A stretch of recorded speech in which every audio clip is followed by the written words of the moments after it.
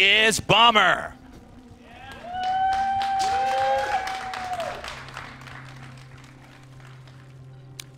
And in the bottom left, in the red, our Zerg player. Give it up for Jaedong.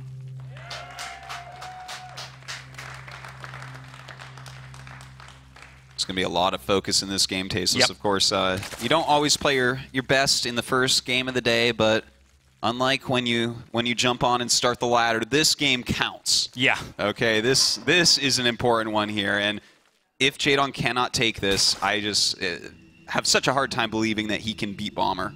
You know, this is a map that's very friendly to Zerg. Zergs generally like this map. Of course, not that Terrans are going to dislike it, but... You know, let's talk about that. I think you're making a great point. Because of this map and because we're saying this map is certainly, I don't think anybody can argue, bad for Zerg.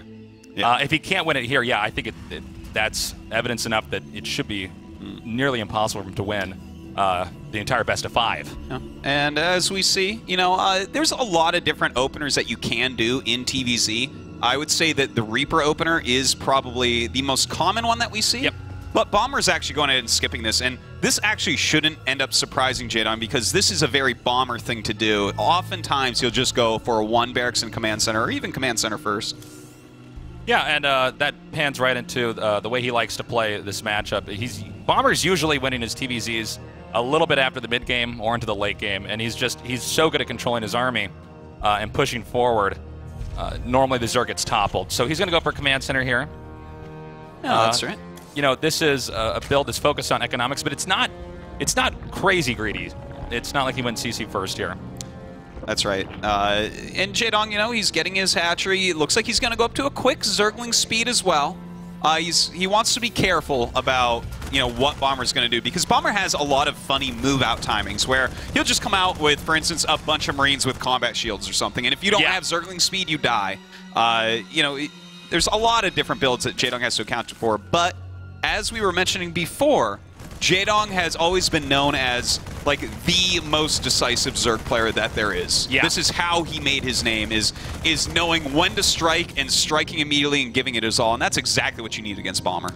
Okay, we have some links coming out now, and, you know, TvZ nowadays, he's usually just going to use those links to poke into the front and check, and then eventually we're going to have, you know, the tech to the Banelings. The Terran, on the other hand, he's going to be, is he actually getting another command center? Yeah, he's getting a third command center here. Really greedy here from Bomber. Really wants to get that economy flowing.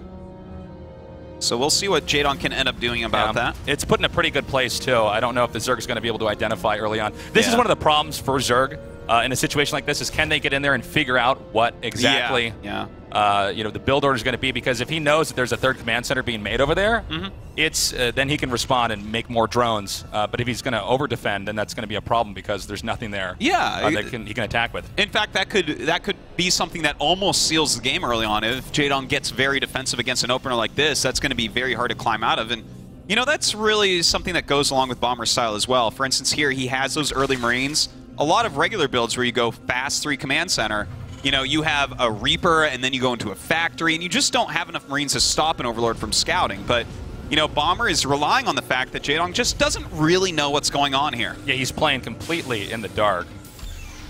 Well, it looks like the reactor started now, and the factory's on the way.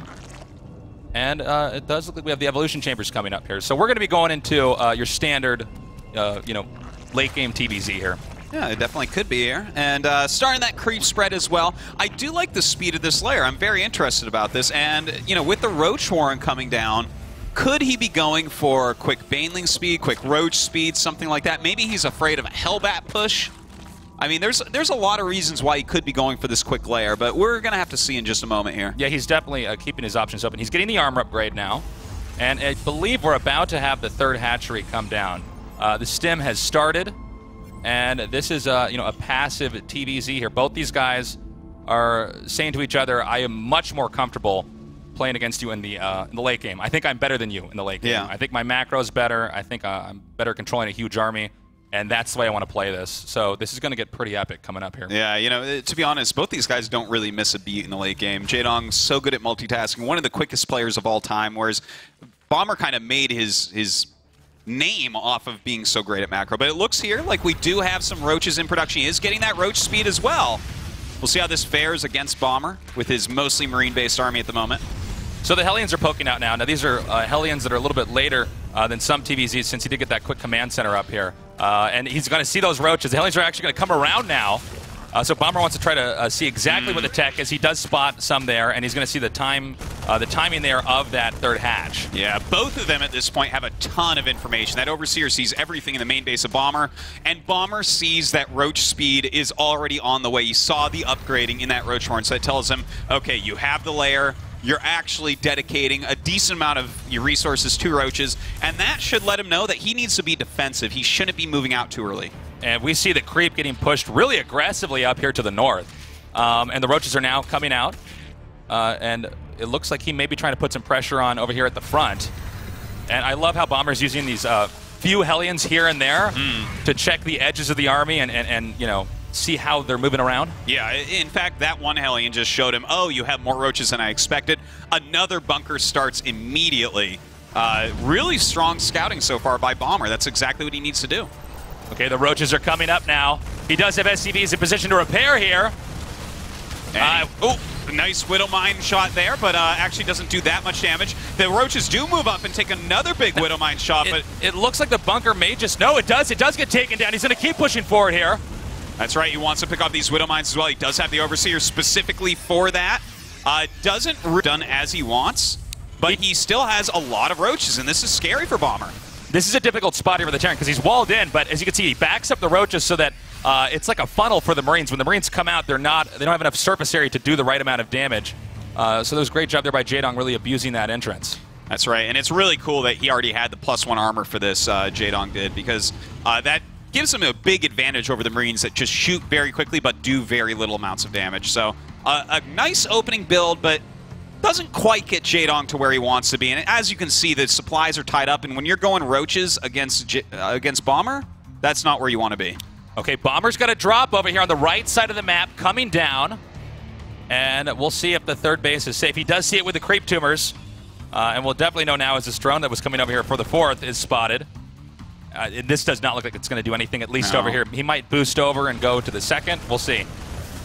Now it looks like he will be able to block this. Bomber has to pick up, but he can continue to harass a little bit. Thing is, 5 mutas are on the way, so when those pop out, he has to be a lot more careful. Okay, he's dropping over here at the second base, and there is another drop, I believe, headed towards the main. The Roaches are coming down now, and he will have to pick up over here. The mutas are out now, so you don't have as much mobility here with the medevacs. You can be punished anytime you're moving, and the mutas are present. Yeah, but you know what? There's not that many mutas out, and he does have 2 areas he's dropping, so a lot of damage actually being done. Oh my god, he's going to get this before Ling speed finishes. Oh, that would be really annoying right now for Jaedong to lose Ling speed. Is he going to actually target this spawning pole down? I'm getting a little bit worried. Okay, he does take that out. That means no Ling speed. That's going to make Bomber very strong for the next few minutes here as he's pushing forward. You really need those Lings to be able to get in there and surround and get in the way. With them being slowed down like that, that's huge. Oh man, Taseson on top of that. 15 drones were killed during this harassment. Wow. That is a big victory for Bomber. And also note that Bomber is getting his third base in a direction going towards his opponent, so he's going to keep pushing throughout this entire game. The medevacs are now picking up. He may decide to regroup now. He knows, you know, he got that spawning pool. He can just go ahead and macro up and do a follow-up push that could possibly crush Jaedong. Yeah, look at the supplies, man. It's 145 to 131, and there's still a lot of Roaches left. And for those of you who are not like diehard StarCraft fans, the Roach supply is not really, you know, it doesn't mean that much. So even though we see this big amount of supply, a lot of that's Roaches, which are going to be a little bit weak at this point in the game as the upgrades continue. Okay, we see Bomber gearing up for the push now. Already getting a nice spread there. The mutas so far haven't been able to be really active on the Terran side of the map. The mutas ended up being used only for defensive purposes, and he hasn't done much with them, and that's unfortunate because, you know, mutas, they can be active units. You can constantly be flying around and harassing the opponent, but so far Jaedong's just been on the defensive throughout this game. He certainly has, and look at that spread right now on the edge of the creep so that Jaedong can't get a good engagement. And he's just pushing the creep back. That's what he needs to do. The way for Jaedong to come back into this game is to get some great engagements on the creep, where his speed banelings, his speed zerglings, his mutalisks just clean up the Terran army. But it doesn't look like that's going to be a possibility right now. Okay, he's continuing to push. He can make a split here between the third and the fourth. He scans, he sees the banelings. And you can see he's already spread out. All right, Jaedong sent the mutas over to the third, but meanwhile this attacks him and the banelings are spreading out. Can Bomber control this well enough? Oh, it looks like he's spreading pretty well so far. Oh my God! Beautiful micro there by Bomber, and he keeps most of his Marines alive. This is bad news for Jaedong. Let's keep in mind, even though the third base was pushed away right now, the mutas are not with the rest of the Zerg army, which means I don't think this third base for Jaedong is going to be around for much longer. No, looks like he will lose a base as well. And this is actually better for Bomber than it is for Jaedong. You know, as Zerg, you can't do anything off 2 bases, but he is going to come in once again. The banelings rolling forward. How many connections will they get? Not a lot so far. Some more coming in. The muta's coming in for a flank as well. But does he have enough to clean this up? He is spreading absolutely brilliantly. The banelings are just not able to connect effectively. Now look at this. He regroups. He goes down into the 4th, completely exposed. There's no way that Jaedong's going to be able to keep this. And I don't blame Jaedong for using the mutas to try to cut off the reinforcements, but I think at this point in time, Bomber's army is just too big. Yeah, and especially since he's floating over to take a third base once again, Jaedong is in a terrible spot. He's going to have to get some great trades on creep, but I don't know that Bomber's going to allow him to do that, especially with this +3 attack coming in. He is just so far ahead. Okay, the mutas again being driven back now. I do like the creep over there to delay that base, but I just can't imagine a situation that wouldn't involve Bomber just completely miscontrolling that would allow Jaedong to win. I don't see how Jaedong can recuperate from here. It's at least really by his own tough. volition. No, really.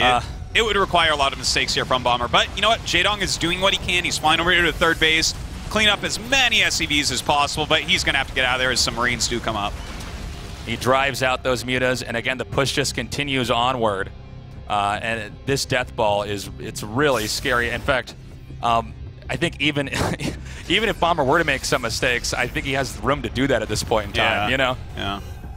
Well, he's on a death march right now, Tasteless. He is going down to kill Jaedong at the moment, but Jaedong has a lot of banelings morphing. We'll see if he can hold on. All right, he's coming up now. Those banelings did finish up here. Also note that Tech is over here in the front of the second base, so he really can't afford to lose his position.